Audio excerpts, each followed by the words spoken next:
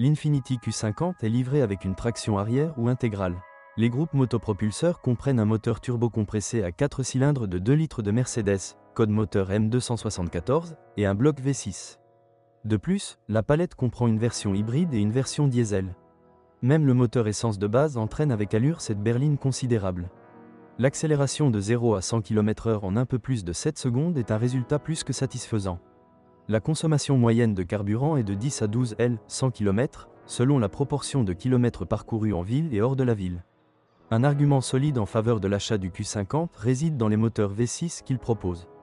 Surtout le 3.0T suralimenté, générant 405 chevaux, nous offre les performances d'une voiture de sport. 5 secondes au sprint de 0 à 100 km/h, une conduite veloutée et le son formidable des tours de moteur séduiront tous les fans de voitures d'avant l'ère du downsizing.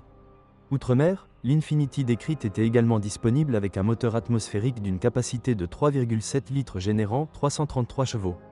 Il s'agit d'un moteur puissant et sans panne connu du Nissan 370Z. Un hybride est une proposition intéressante. Dans son cas, des paramètres impressionnants de 364 chevaux et 546 Nm se traduisent par des performances comparables à la version 3.0T, tout en maintenant une consommation de carburant presque symbolique. Compte tenu de tels paramètres, comment pouvons-nous déterminer autrement la consommation moyenne de carburant au niveau de 9 litres 100 km? Certaines voitures, destinées au peuple, beaucoup plus faibles consomment plus de carburant. Le diesel de 2,2 litres développant 170 chevaux est relativement populaire sur le marché secondaire. Ce n'est rien de plus que le populaire moteur OM 651 de Mercedes. Surtout, il s'agit d'une unité modernisée, sans les injecteurs Piezo Delphi dont la régénération est problématique. Avant d'acheter, il convient de vérifier s'il y a des bruits suspects provenant du moteur qui pourraient nécessiter un remplacement coûteux de la distribution. Les transmissions automatiques à 7 vitesses ont un design classique.